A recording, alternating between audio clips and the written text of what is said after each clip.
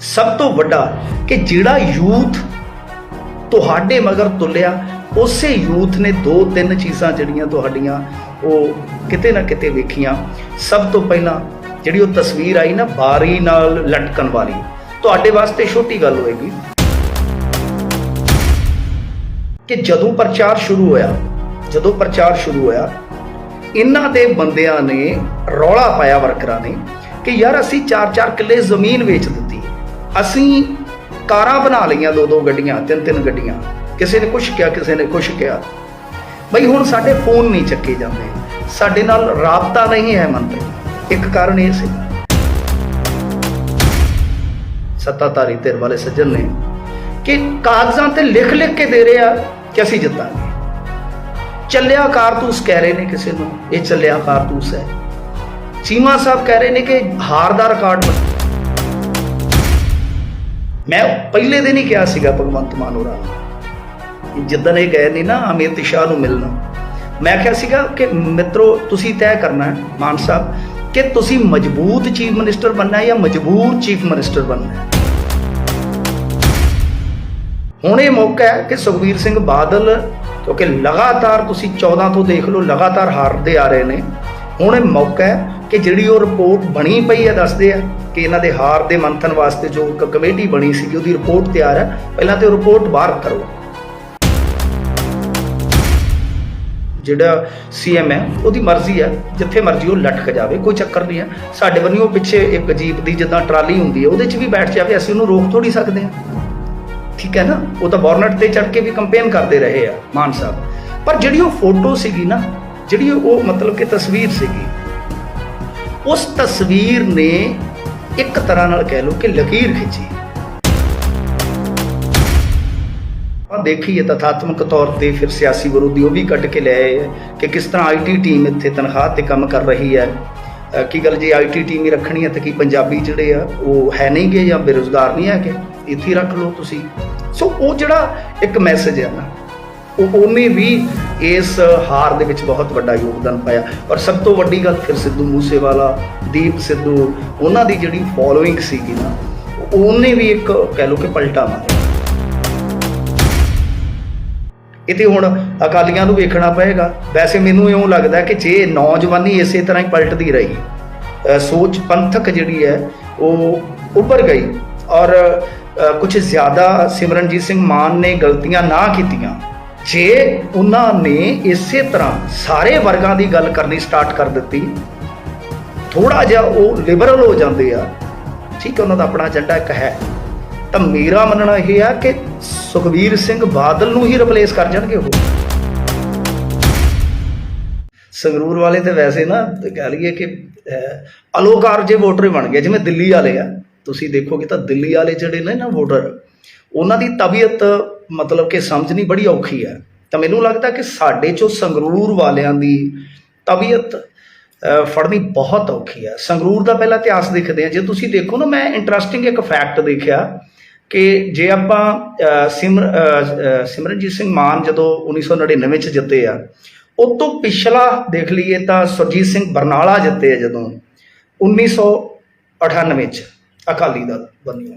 उस तो बाद का जिहड़ा भी तुसीं इलैक्शन देखोगे 1999 वाला ले लो, चाहे 4 वाला, 9 वाला, 14 वाला, 19 वाला, संगरूरियां ने हमेशा जिसकी सरकार सीगी उहदे उल्ट बंदा जिताया, चाहे वो कोई भी होवे, चाहे तुसीं भगवंत मान नूं लै लो, विजेंद्र सिंगला नूं लै लो, ढींडसा साहब नूं लै लो, फिर जे तुसीं देखोगे तो सिमरनजीत सिंह मान जिवें मैं कहा 1999 च। सो संगरूर वालियां ने वाकया ही जिद्दां कह लईए कि बहुत जलवा दिखाया है, खास तौर पर जिन्हां दी सरकार है उहदे तो उल्ट हमेशा बंदा जिताया। और ये जित सब तो पहला मैं इस चीज़ नूं 2-3 कह लो कि चीज़ां चों देखदा जो ये वड्डी जित हासिल की है सरदार सिमरनजीत सिंह मान होरां ने। एक तो सब तो वड्डी गल तुसीं टाइटैनिक बारे सुनिया ना, मैं टाइटैनिक बारे एक बारी पढ़िया सीगा, एक आर्टिकल सीगा कि टाइटैनिक जिहड़ा जहाज सीगा वो शायद 50,000 टन का सीगा और ਉਹਦੇ जे ਆਪਾਂ देखिए तो आकार के हिसाब के नाल 800 फीट का सीगा। 1500 ਬੰਦਾ ਮਰਿਆ 2500 ਚੋਂ। ਟਾਈਟੈਨਿਕ ਕਿਉਂ ਡੁੱਬਿਆ ਸੀਗਾ, ਇਹਦੇ ਵਿੱਚ ਕੁਝ ਬੰਦੇ ਜਿਹੜੇ ਖੋਜੀ ਨੇ ਉਹ ਕਹਿੰਦੇ ਆ ਕਿ ਕੈਪਟਨ ਜਿਹੜਾ ਸੀਗਾ ਨਾ ਉਸ ਸ਼ਿਪ ਦਾ, ਕਿਉਂਕਿ ਸਭ ਨੂੰ ਪਤਾ ਕਿ ਉਹਨੂੰ ਅਨਸਿੰਕੇਬਲ ਸ਼ਿਪ ਕਿਹਾ ਜਾਂਦਾ ਸੀਗਾ, ਕਿ ਜਿਹੜੀ ਕਦੇ ਡੁੱਬ ਹੀ ਨਹੀਂ ਸਕਦੀ, ਐਸੀ ਸ਼ਿਪ ਕਿ ਜਿਹੜੀ ਕਦੇ ਡੁੱਬ ਨਹੀਂ ਸਕਦੀ, ਉਹਨੂੰ ਅਨਸਿੰਕੇਬਲ ਕਹਿੰਦੇ ਨੇ ਸ਼ਾਇਦ। ਤਾਂ ਕੈਪਟਨ ਇੰਨਾ ਕੌਨਫੀਡੈਂਟ ਸੀਗਾ ਕਿ ਜੋ ਲਾਈਫ ਬੋਟ ਹੁੰਦੀਆਂ ਨੇ ਉਹ ਵੀ ਅੱਧੀਆਂ ਰੱਖੀਆਂ ਗਈਆਂ ਸਨ, ਕਹਿੰਦੇ ਕਦੇ ਇਹਦੀ ਜ਼ਰੂਰਤ ਹੀ ਨਹੀਂ ਪੈਣੀ ਟਾਈਟੈਨਿਕ ਨੂੰ। ਔਰ ਜਿਸ ਦਿਨ ਟਾਈਟੈਨਿਕ ਡੁੱਬਿਆ ਉਸ ਦਿਨ ਵਾਰਨਿੰਗ ਸੀ ਉਸ ਨੂੰ ਕਿ ਜਿਸ ਰਸਤੇ ਤੇ ਉਹ ਜਾ ਰਿਹਾ ਹੈ ਅੱਗੇ ਆਈਸਬਰਗ ਹੋ ਸਕਦਾ ਉਹਦੇ ਨਾਲ ਟਕਰਾ ਜਾਵੇ। ਕੈਪਟਨ ਕਹਿੰਦਾ ਛੱਡੋ ਖੜਾ। ਮੈਂ ਟਾਈਟੈਨਿਕ ਵਾਲੀ ਕਹਾਣੀ ਨੂੰ ਜੋੜ ਰਿਹਾ ਇਹਨਾਂ ਦੇ ਗਰੂਰ ਦੇ ਨਾਲ, ਜਿਹੜੇ ਸੱਤਾਧਾਰੀ ਧਿਰ ਵਾਲੇ ਸੱਜਣ ਨੇ, ਕਿ ਕਾਗਜ਼ਾਂ ਤੇ ਲਿਖ ਲਿਖ ਕੇ ਦੇ ਰਹੇ ਆ ਕਿ ਅਸੀਂ ਜਿੱਤਾਂਗੇ। ਚੱਲਿਆ ਕਾਰਤੂਸ ਕਹਿ ਰਹੇ ਨੇ ਕਿਸੇ ਨੂੰ, ਇਹ ਚੱਲਿਆ ਕਾਰਤੂਸ ਹੈ। ਚੀਮਾ ਸਾਹਿਬ ਕਹਿ ਰਹੇ ਨੇ ਕਿ ਹਾਰ ਦਾ ਰਿਕਾਰਡ ਬਣਾਉਣਗੇ। ਮਤਲਬ ਕਿ ਕੌਨਫੀਡੈਂਸ ਬਹੁਤ ਜ਼ਿਆਦਾ ਅੱਛੀ ਚੀਜ਼ ਹੁੰਦੀ ਹੈ ਕੌਨਫੀਡੈਂਸ, ਪਰ ਅਤੀ ਕੌਨਫੀਡੈਂਸ ਜ਼ਿਆਦਾ, ਮਤਲਬ ਕਿ ਅਤੀ ਹੋ ਜਾਵੇ ਤਾਂ ਉਹ ਗਰੂਰ ਬਣ ਜਾਂਦਾ ਹੈ, ਔਰ ਗਰੂਰ ਹਮੇਸ਼ਾ ਤੁਹਾਡਾ ਪੂਰ ਹੀ ਬਿਠਾ ਦਿੰਦਾ ਹੈ। ਆ ਐਸੀ ਸੱਟ ਹੈ ਤੁਹਾਡੇ ਗਰੂਰ ਨੂੰ, ਤੁਹਾਡੇ ਫਤੂਰ ਨੂੰ, ਤਾਂ ਬਹੁਤ ਜਿੱਦਾਂ ਕਹਿ ਲਈਏ ਨਾ ਕਿ ਤੁਹਾਡਾ ਜਿਹੜਾ ਉਹ ਸੀਗਾ ਸੈਲਫ ਕੌਨਫੀਡੈਂਸ, ਆਤਮ ਵਿਸ਼ਵਾਸ, ਕਿ ਅਸੀਂ ਹਾਰਦੇ ਹੀ ਨਹੀਂ ਹੈ। ਨਹੀਂ, ਪੰਜਾਬੀਆਂ ਨੇ ਤੁਹਾਨੂੰ ਦੱਸਿਆ ਕਿ ਵੀਰੇ ਇੱਦਾਂ ਨਹੀਂ ਹੁੰਦਾ ਕਿ ਤੁਸੀਂ ਕਿਸੇ ਨੂੰ ਮੁੱਲ ਹੀ ਲੈ ਲਿਆ ਬਸ। ਸੋ ਇਹਨਾਂ ਦਾ ਜਿਹੜਾ ਆਤਮ ਯਕੀਨ ਸੀਗਾ ਨਾ ਆਪਣੇ ਆਪ ਤੇ, ਪਹਿਲਾ ਮੈਨੂੰ ਫੈਕਟਰ ਇਸ ਹਾਰ ਦੇ ਵਿੱਚ ਇਹੋ ਲੱਗਦਾ ਹੈ। ਕਿਉਂ? ਤੁਸੀਂ ਇੱਕ ਚੀਜ਼ ਦੇਖੋ ਕਿ ਜਦੋਂ ਪ੍ਰਚਾਰ ਸ਼ੁਰੂ ਹੋਇਆ ਇਹਨਾਂ ਦੇ ਬੰਦਿਆਂ ਨੇ ਰੌਲਾ ਪਾਇਆ, ਵਰਕਰਾਂ ਨੇ, ਕਿ ਯਾਰ ਅਸੀਂ 4-4 ਕਿੱਲੇ ਜ਼ਮੀਨ ਵੇਚ ਦਿੱਤੀ ਹੈ, ਅਸੀਂ ਕਾਰਾਂ ਬਣਾ ਲਈਆਂ, 2-2 ਗੱਡੀਆਂ, 3-3 ਗੱਡੀਆਂ, ਕਿਸੇ ਨੇ ਕੁਛ ਕਿਹਾ, ਕਿਸੇ ਨੇ ਕੁਛ ਕਿਹਾ। ਬਈ ਹੁਣ ਸਾਡੇ ਫੋਨ ਨਹੀਂ ਚੱਕੇ ਜਾਂਦੇ, ਸਾਡੇ ਨਾਲ ਰਾਬਤਾ ਨਹੀਂ ਹੈ ਮੰਤਰੀਆਂ ਦਾ। ਇੱਕ ਕਾਰਨ ਇਹ ਸੀਗਾ ਕਿ ਜਿੱਤ ਗਏ, ਔਰ ਉਸ ਤੋਂ ਬਾਅਦ ਜਿਹੜਾ ਵਰਕਰ ਹੈ, ਜਿਹੜਾ ਬੈਕਬੋਨ ਹੈ ਪਾਰਟੀ ਦੀ, ਉਹ ਵਰਕਰ ਜਿਹੜਾ ਤੁਹਾਡੇ ਤੋਂ ਦੂਰ ਹੋਇਆ ਕਿਤੇ ਨਾ ਕਿਤੇ। ਠੀਕ ਹੈ ਨਾ। ਟਾਈਟੈਨਿਕ ਵਾਲੀ ਕਹਾਣੀ ਜਿਵੇਂ ਤੁਹਾਨੂੰ ਮੈਂ ਦੱਸ ਰਿਹਾ ਨਾ ਕਿ ਕਿਸ ਤਰ੍ਹਾਂ ਬੇੜੀ ਡੁੱਬਦੀ ਹੈ ਗਰੂਰ ਦੀ। ਨੰਬਰ 2 ਜਿਹੜੀ ਚੀਜ਼ ਵੇਖਣ ਵਾਲੀ ਸੀਗੀ ਕਿ ਤੁਸੀਂ ਇੱਕ ਚੀਜ਼ ਨੋਟ ਕੀਤੀ ਹੋਏਗੀ ਕਿ ਵੋਟ ਪੋਲ, ਠੀਕ ਹੈ ਚੋਣਾਂ ਲੱਗ ਰਿਹਾ ਸੀਗਾ, ਪਰ ਜਿਹੜੀ ਵੋਟ ਪੋਲ ਘੱਟ ਹੋ ਰਹੀ ਸੀਗੀ ਉਹਦੇ ਵਿੱਚ ਸ਼ਹਿਰੀ ਵੋਟ ਵੀ ਘੱਟ ਪੋਲ ਹੋ ਰਹੀ ਸੀਗੀ। ਔਰ ਜਿਹੜੀ ਪੋਲ ਹੋ ਰਹੀ ਸੀਗੀ, ਸ਼ਹਿਰੀ ਵੋਟਰ ਕਈ ਵਾਰ ਉਚਾਟ ਹੋ ਜਾਂਦਾ ਤੁਹਾਡੀਆਂ ਨੀਤੀਆਂ ਤੋਂ, ਕਿਉਂਕਿ ਕਾਰੋਬਾਰੀ ਹੈ, ਉਹ ਘੱਟ ਨਿਕਲ ਰਿਹਾ ਸੀ। ਉਹ ਸੰਕੇਤ ਸੀਗਾ ਕਿ ਸੱਤਾਧਾਰੀਆਂ ਨੂੰ ਨੁਕਸਾਨ ਹੋ ਸਕਦਾ ਆ। ਔਰ ਉਹੀ ਘੱਟ ਵੋਟ ਜਿਹੜੀ ਆ ਉਹਦੇ ਵਿੱਚੋਂ ਵੀ ਸਿਮਰਨਜੀਤ ਸਿੰਘ ਮਾਨ, ਕਿਉਂਕਿ ਇੱਕੋ ਇੱਕ ਤੁਹਾਡੇ ਜਿੱਤਣ ਦੀ ਉਮੀਦ ਸੀ ਆਮ ਆਦਮੀ ਪਾਰਟੀ ਵਾਲਿਆਂ ਦੀ ਕਿ ਸ਼ਹਿਰੀ ਵੋਟ ਜਿਹੜਾ ਹੈ ਨਾ ਉਹ ਬਿਲਕੁਲ ਆਪਣੀ ਉਸੇ ਜਗ੍ਹਾ ਤੇ ਖਲੋਤਾ ਰਵੇ ਜਿਹੜੀ ਜਗ੍ਹਾ ਤੇ ਉਹ 3 ਮਹੀਨੇ 4 ਮਹੀਨੇ ਪਹਿਲਾਂ ਸੀਗਾ, ਪਰ ਉਹ ਕਿਤੇ ਨਾ ਕਿਤੇ ਸਵਿੰਗ ਕਰ ਗਿਆ। ਜਿੰਨਾ ਵੀ ਵੋਟ ਪੋਲ ਹੋਇਆ ਉਹਦੇ ਵਿੱਚੋਂ ਵੀ ਇਹ ਇੱਕ ਫੈਕਟਰ ਸੀਗਾ।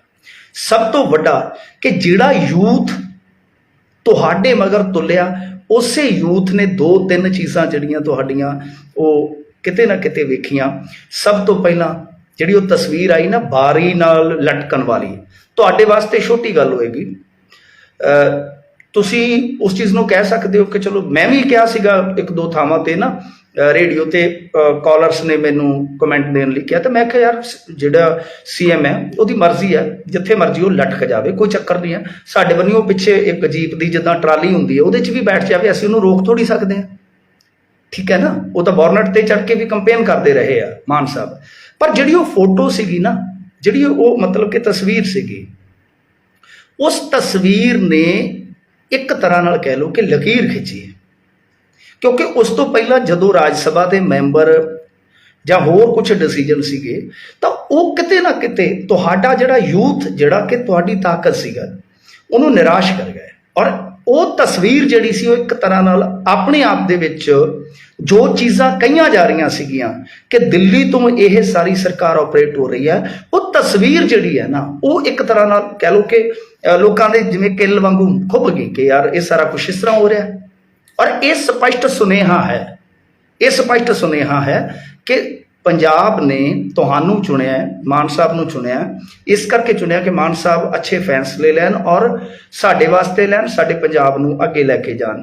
ਕੁਝ ਡਿਸੀਜਨ ਉਹਨਾਂ ਦੇ ਅੱਛੇ ਵੀ ਗਏ ਨੇ, ਹਮੇਸ਼ਾ ਹੁੰਦਾ, ਆਲਵੇਜ਼ ਹੁੰਦਾ ਹੈ ਕਿ ਬਈ ਡਿਸੀਜਨ ਸਰਕਾਰ ਦੇ ਫੇਲ ਵੀ ਹੋ ਜਾਂਦੇ ਨੇ, ਨਤੀਜੇ ਅੱਛੇ ਵੀ ਆ ਜਾਂਦੇ ਨੇ। ਕੁਝ ਬੁਰੀਆਂ ਕਹਿ ਲਓ ਕਿ ਤੁਹਾਡੀਆਂ ਯਾਦਾਂ ਰਹਿ ਜਾਂਦੀਆਂ ਸਰਕਾਰ 'ਚ, ਕੁਝ ਅੱਛੀਆਂ ਯਾਦਾਂ ਵੀ ਬਣ ਜਾਂਦੀਆਂ। ਪਰ ਗੱਲ ਇਹ ਹੈ ਕਿ ਜੋ ਚੀਜ਼ ਆਪਾਂ ਦੇਖੀ ਹੈ ਤਥਾਤਮਕ ਤੌਰ 'ਤੇ, ਫਿਰ ਸਿਆਸੀ ਵਿਰੋਧੀ ਉਹ ਵੀ ਕੱਢ ਕੇ ਲੈ ਆਏ ਕਿ ਕਿਸ ਤਰ੍ਹਾਂ ਆਈਟੀ ਟੀਮ ਇੱਥੇ ਤਨਖਾਹ 'ਤੇ ਕੰਮ ਕਰ ਰਹੀ ਹੈ। ਕੀ ਗੱਲ ਜੇ ਆਈਟੀ ਟੀਮ ਹੀ ਰੱਖਣੀ ਹੈ ਤਾਂ ਕੀ ਪੰਜਾਬੀ ਜਿਹੜੇ ਆ ਉਹ ਹੈ ਨਹੀਂ ਗੇ ਜਾਂ ਬੇਰੁਜ਼ਗਾਰ ਨਹੀਂ ਹੈਗੇ, ਇੱਥੇ ਹੀ ਰੱਖ ਲਓ ਤੁਸੀਂ। ਸੋ ਉਹ ਜਿਹੜਾ ਇੱਕ ਮੈਸੇਜ ਹੈ ਨਾ, ਉਹਨੇ ਵੀ ਇਸ ਹਾਰ ਦੇ ਵਿੱਚ ਬਹੁਤ ਵੱਡਾ ਯੋਗਦਾਨ ਪਾਇਆ। ਔਰ ਸਭ ਤੋਂ ਵੱਡੀ ਗੱਲ ਫਿਰ ਸਿੱਧੂ ਮੂਸੇਵਾਲਾ, ਦੀਪ ਸਿੱਧੂ, ਉਹਨਾਂ ਦੀ ਜਿਹੜੀ ਫੋਲੋਇੰਗ ਸੀਗੀ ਨਾ, ਉਹਨੇ ਵੀ ਇੱਕ ਕਹਿ ਲਓ ਕਿ ਪਲਟਾ ਮਾਰਿਆ। ਸੋ ਇਹ ਕਈ ਫੈਕਟਰ ਨੇ ਔਰ ਕਈ ਸੁਨੇਹੇ ਛੁਪੇ ਨੇ ਇਹਦੇ ਵਿੱਚ। ਇਕੱਲੇ ਛੁਪੇ ਸੁਨੇਹੇ ਆਮ ਆਦਮੀ ਪਾਰਟੀ ਵਾਸਤੇ ਨਹੀਂ ਹੈ। ਆਮ ਆਦਮੀ ਪਾਰਟੀ ਮਤਲਬ ਕਿ ਇੱਕ ਤਰ੍ਹਾਂ ਨਾਲ ਕਹਿ ਲਓ ਕਿ ਐਸੀ ਚੋਟ ਖਾ ਬੈਠੀ ਹੈ।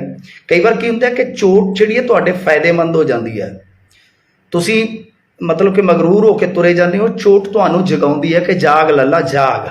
ਸ਼ਾਇਦ ਤੁਹਾਡੇ 'ਚ ਅਣਖ ਜਾਗ ਪਵੇ, ਸ਼ਾਇਦ ਤੁਹਾਡੇ 'ਚ ਕਿਤੇ ਨਾ ਕਿਤੇ ਇਹ ਭਾਵਨਾ ਜਾਗ ਪਵੇ ਕਿ ਯਾਰ ਵੋਟ ਪੰਜਾਬੀਆਂ ਦੀ, ਪੰਜਾਬ ਪੰਜਾਬੀਆਂ ਦਾ, ਤਾਂ ਫਿਰ ਫੈਸਲੇ ਕਿਉਂ ਥੋਪੇ ਜਾ ਰਹੇ ਨੇ।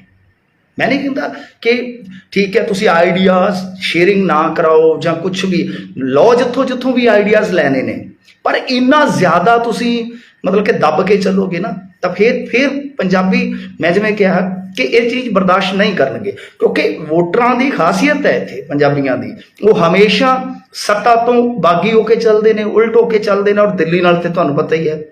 ਸੋ ਇਸ ਕਰਕੇ ਤੁਹਾਨੂੰ ਇਸ ਚੀਜ਼ ਦਾ ਹੁਣ ਖਿਆਲ ਰੱਖਣਾ ਪਏਗਾ। ਮੈਂ ਪਹਿਲੇ ਦਿਨ ਹੀ ਕਿਹਾ ਸੀਗਾ ਭਗਵੰਤ ਮਾਨ ਹੋਰਾਂ ਨੂੰ, ਜਿੱਦਣ ਇਹ ਗਏ ਨੇ ਨਾ ਅਮਿਤ ਸ਼ਾਹ ਨੂੰ ਮਿਲਣ, ਮੈਂ ਕਿਹਾ ਸੀਗਾ ਕਿ ਮਿੱਤਰੋ ਤੁਸੀਂ ਤੈਅ ਕਰਨਾ ਹੈ ਮਾਨ ਸਾਹਿਬ ਕਿ ਤੁਸੀਂ ਮਜ਼ਬੂਤ ਚੀਫ ਮਿਨਿਸਟਰ ਬਣਨਾ ਹੈ ਜਾਂ ਮਜਬੂਰ ਚੀਫ ਮਿਨਿਸਟਰ ਬਣਨਾ ਹੈ। ਤੁਸੀਂ ਮਜ਼ਬੂਤ ਚੀਫ ਮਿਨਿਸਟਰ ਬਣਨਾ ਹੈ ਜਾਂ ਮਜਬੂਰ ਚੀਫ ਮਿਨਿਸਟਰ ਬਣਨਾ ਹੈ ਨਾ, ਉਹ ਤੁਹਾਡੇ ਤੇ ਆ। ਸੋ ਕੀ ਬਣੇ ਆ ਉਹ ਤਾਂ ਤੁਸੀਂ ਆਪ ਹੀ ਤੈਅ ਕਰ ਲਓ। ਤਾਂ ਹੁਣ ਉਹਨਾਂ ਨੂੰ ਵਿਖਾਉਣਾ ਪਏਗਾ। ਤਾਂ ਜਿਵੇਂ ਮੈਂ ਕਹਿ ਰਿਹਾ ਕਿ ਕਈ ਵਾਰ ਅਸੀਂ ਹੋਰ ਹੀ ਪਾਸੇ ਮੂੰਹ ਚੱਕਿਆ ਹੁੰਦਾ, ਹੋਰ ਸੋਚਾਂ 'ਚ ਰੁੜੇ ਹੁੰਦੇ ਆ, ਤਾਂ ਇੱਕ ਪੱਥਰ ਦੇ ਟਕਰਾਅ ਦੇ ਨਾਲ, ਇੱਕ ਚੋਟ ਦੇ ਨਾਲ ਅਸੀਂ ਜਾਗਦੇ ਹਾਂ ਕਿ ਕਿੱਧਰ ਨੂੰ ਜਾ ਰਹੇ ਹਾਂ ਯਾਰ, ਇਹ ਤਾਂ ਰਸਤਾ ਗਲਤ ਹੈ। ਤਾਂ ਹੁਣ ਵੀ ਜਾਗ ਜਾਓ, ਤੁਹਾਡੇ ਕੋਲ ਬਹੁਤ ਸਮਾਂ ਹੈ, ਬਹੁਤ ਸਮਾਂ। ਮੈਂ ਨਹੀਂ ਕਹਿੰਦਾ ਕਿ ਕਿਸੇ ਦਾ ਆਈਡੀਆ ਨਾ ਲਓ ਯਾਰ, ਆਈਡੀਆ ਸ਼ੇਅਰਿੰਗ ਬਹੁਤ ਵਧੀਆ ਗੱਲ ਹੈ, ਪਰ ਇਹਨਾਂ ਦਾਬੂ ਹੋ ਕੇ ਚੱਲੋਗੇ ਤਾਂ ਬਹੁਤ ਮੁਸ਼ਕਲ ਖੜੀ ਹੋਣ ਵਾਲੀ ਹੈ ਤੁਹਾਡੇ ਸਾਹਮਣੇ। ਖੈਰ, ਜਿਹੜੀ ਇੱਕ ਅੱਧੀ ਗੱਲ ਹੋਰ ਕਰਦਾ ਮੈਂ ਕਿ ਇਕੱਲਾ ਸੁਨੇਹਾ ਆਮ ਆਦਮੀ ਪਾਰਟੀ ਵਾਸਤੇ ਨਹੀਂ, ਇਹ ਕਾਂਗਰਸ ਵਾਸਤੇ ਵੀ ਹੈ, ਇਹ ਅਕਾਲੀਆਂ ਵਾਸਤੇ ਵੀ ਆ। ਅਕਾਲੀਆਂ ਬਾਰੇ ਮੇਰਾ ਜਿਹੜਾ ਪੁਆਇੰਟ ਆਫ ਵਿਊ ਸੀ ਬੜਾ ਕਲੀਅਰ ਸੀਗਾ। ਮੇਰਾ ਮੰਨਣਾ ਇਹ ਸੀਗਾ ਕਿ ਅਕਾਲੀ ਦਲ ਬਾਦਲ, ਬੇਸ਼ੱਕ ਸਿਮਰਨਜੀਤ ਸਿੰਘ ਮਾਨ ਦੇ ਨਾਲ ਚਲੋ ਇਹਨਾਂ ਦਾ ਨਹੀਂ ਸੂਤ ਬੈਠਿਆ ਤੇ ਦੋਵੇਂ ਅੱਡ ਅੱਡ ਹੋ ਗਏ, ਪਰ ਮੇਰਾ ਮੰਨਣਾ ਸੀਗਾ ਕਿ ਜੇ ਅਕਾਲੀ ਦਲ ਬਾਦਲ ਇੱਕ ਮੂਵ ਖੇਡ ਜਾਂਦਾ, ਇਹ ਕੁਝ ਗੱਲਾਂ ਤੇ ਸਹਿਮਤ ਕਰ ਲੈਂਦੇ ਮਾਨ ਸਾਹਿਬ ਨੂੰ ਕਿ ਆਹ ਪੰਥਕ ਮੁੱਦੇ ਆ ਜਾਂ ਬੰਦੀ ਸਿੰਘਾਂ ਦਾ ਮੁੱਦਾ ਹੈ ਜਿਹੜਾ, ਇਹ ਤੁਸੀਂ ਜਾ ਕੇ ਸੰਸਦ 'ਚ ਚੁੱਕੋਗੇ, ਅਸੀਂ ਤੁਹਾਨੂੰ ਸਪੋਰਟ ਕਰ ਦਿੰਦੇ ਹਾਂ। ਆਪਣਾ ਕੈਂਡੀਡੇਟ ਨਾ ਦਿੰਦੇ, ਜੇ ਦਿੱਤਾ ਵੀ ਸੀ ਤਾਂ ਵਾਪਸ ਲੈ ਲੈਂਦੇ, ਠੀਕ ਹੈ ਨਾ, ਕਿਉਂਕਿ ਤੁਸੀਂ ਤੇ 10 ਲੱਖ ਰੁਪਈਆ ਐਸਜੀਪੀਸੀ ਦੇ ਥਰੂ ਪਹਿਲਾਂ ਹੀ ਦਿੱਤਾ ਹੋਇਆ ਸੀਗਾ ਬੀਬੀ ਕਮਲਦੀਪ ਕੌਰ ਨੂੰ ਕਿ ਭਾਈ ਤੁਸੀਂ ਇਲੈਕਸ਼ਨ ਦੀ ਤਿਆਰੀ ਕਰੋ। ਮਾਫ ਕਰਨਾ। ਤਾਂ ਕਹਿਣ ਦਾ ਮਤਲਬ ਇਹ ਆ ਕਿ ਅਕਾਲੀ ਦਲ ਬਾਦਲ ਵਾਸਤੇ ਬਹੁਤ ਵੱਡਾ ਤੇ ਬਹੁਤ ਵਧੀਆ ਫੈਸਲਾ ਹੁੰਦਾ, ਪਰ ਸੁਖਬੀਰ ਸਿੰਘ ਬਾਦਲ ਦੀ ਟੀਮ ਪਤਾ ਨਹੀਂ ਕੀ, ਜਿਹੜਾ ਉਹਨਾਂ ਦਾ ਥਿੰਕ ਟੈਂਕ ਹੈ, ਪਤਾ ਨਹੀਂ ਕੀ ਸੋਚ ਕੇ ਚੱਲਦੇ ਆ। ਤਾਂ ਅੱਜ ਉਹ ਮੇਰੇ ਖਿਆਲ ਦੇ ਨਾਲ ਇੱਕ ਅਕਾਲੀ ਲੀਡਰ ਦਾ ਹੁਣ ਬਿਆਨ ਵੀ ਆਇਆ ਪਿਆ ਕਿ ਅਸੀਂ ਚੋਣ ਲੜਨਾ ਹੀ ਨਹੀਂ ਸੀ ਚਾਹੁੰਦੇ। ਵਾਕਿਆ ਚੋਣ ਨਹੀਂ ਸੀ ਲੜਨਾ ਚਾਹੁੰਦੇ, ਪਰ ਹੁਣ ਚੋਣ ਛੱਡਦੇ ਵੀ ਕਿਵੇਂ? ਤਾਂ ਛੱਡਣ ਵਾਸਤੇ ਸਭ ਤੋਂ ਵਧੀਆ ਇਹ ਸੀਗਾ ਕਿ ਤੁਸੀਂ ਪੰਥਕ ਮੁੱਦੇ ਤੇ ਹੀ ਛੱਡਦੇ ਚੋਣ ਮੈਦਾਨ ਨੂੰ ਖਾਲੀ ਛੱਡਦੇ, ਤਾਂ ਪੰਥਕ ਮੁੱਦੇ ਤੇ ਹੀ ਛੱਡਦੇ। ਆਮ ਆਦਮੀ ਪਾਰਟੀ ਦਾ ਵੀ ਹੋ ਗਿਆ ਕਿ ਬਈ ਲੋਕ ਤੁਹਾਨੂੰ ਇਸ ਰੋਲ 'ਚ ਬਿਲਕੁਲ ਪਸੰਦ ਨਹੀਂ ਕਰ ਰਹੇ ਕਿ ਤੁਸੀਂ ਚੜੋ ਜਹਾਜ਼ ਤੇ ਦਿੱਲੀ ਚਲ ਜਾਓ, ਉੱਥੋਂ ਕਰਾ ਕੇ ਫੈਸਲਾ ਇੱਥੇ ਲਿਆ ਕੇ ਤੇ ਅਨਾਉਂਸ ਕਰ ਦਿਓ। ਤੁਸੀਂ ਸਾਬਰਮਤੀ ਜਾ ਕੇ ਚਰਖਾ ਕੱਤੋ, ਤਾਂ ਤੁਸੀਂ ਜਾ ਕੇ ਵੋਟਾਂ ਵਾਸਤੇ ਵੋਟਾਂ ਕੱਟਣੀਆਂ ਨੇ, ਤੇ ਇੱਥੇ ਪੰਜਾਬੀਆਂ ਦੇ ਤੁਸੀਂ ਪੱਲਿਓਂ ਪਾ ਦਿਓ 43 ਲੱਖ ਰੁਪਈਆ। 36 ਕਰੋੜ ਦੇ ਇਸ਼ਤਿਹਾਰ ਤੁਸੀਂ ਦਿੱਤੇ ਨੇ ਪਹਿਲੇ 2 ਮਹੀਨਿਆਂ 'ਚ, 36 ਕਰੋੜ ਦੇ। ਔਰ ਕੀ ਕੰਮ ਹੈ ਗੁਜਰਾਤ ਦੇ ਵਿੱਚ ਸਾਨੂੰ ਕੋਈ ਸਮਝ ਨਹੀਂ ਆ ਰਹੀ। ਹਿਮਾਚਲ ਦੇ ਵਿੱਚ ਸਾਡੇ ਕੋਲ ਚੈਨਲ ਦੀ ਲਿਸਟ ਸੀਗੀ, ਇੱਕ ਚੈਨਲ, ਤੁਸੀਂ ਗੁਜਰਾਤੀ ਚੈਨਲ ਜਿਨ੍ਹਾਂ ਨੂੰ ਅਸੀਂ ਕਦੇ ਵੇਖਿਆ ਨਹੀਂ ਸੁਣਿਆ ਨਹੀਂ, ਤੁਸੀਂ ਉਹਨਾਂ ਨੂੰ ਵੀ ਜਾ ਕੇ ਤੇ ਇਸ਼ਤਿਹਾਰ ਦੇ ਰਹੇ ਹੋ। ਤਾਂ ਕਹਿਣ ਦਾ ਮਤਲਬ ਇਹ ਹੈ ਕਿ ਤੁਹਾਡੇ ਵਾਸਤੇ ਤੇ ਸਪਸ਼ਟ ਸੁਣਿਆ ਹੈ ਕਿ ਸੁਧਰ ਜਾਓ ਨਹੀਂ ਤਾਂ ਰਗੜੇ ਜਾਓਗੇ। ਜੇ ਤੁਸੀਂ ਇਹ ਵਹਿਮ ਪਾਲ ਕੇ ਚੱਲੋਗੇ ਕਿ ਅਸੀਂ ਹਾਰ ਹੀ ਨਹੀਂ ਸਕਦੇ, ਅਸੀਂ ਤਾਂ ਬਈ ਅਨਬੀਟਨ ਆ, ਤਾਂ ਉਹ ਤਾਂ ਤੁਹਾਡਾ ਟੁੱਟ ਗਿਆ।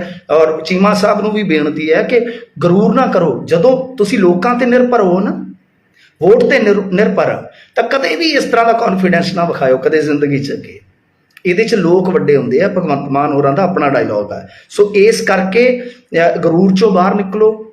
ਦੂਸਰੀ ਚੀਜ਼ ਇਹ ਆ ਕਿ ਮੈਂ ਵਾਰ-ਵਾਰ ਕਹਿਣਾ ਕਿ ਦਿੱਲੀ ਤੋਂ ਆਈਡੀਆ ਵਧੀਆ ਆਉਂਦਾ ਯਾਰ, ਆਈਡੀਆ ਸ਼ੇਅਰਿੰਗ ਅੱਛੀ ਚੀਜ਼ ਹੈ, ਪਰ ਸਾਰਾ ਕੁਝ ਉਹੀ ਤੁਹਾਨੂੰ ਮੈਂ ਤੇ ਦੇਖ ਰਿਹਾ ਸੀਗਾ।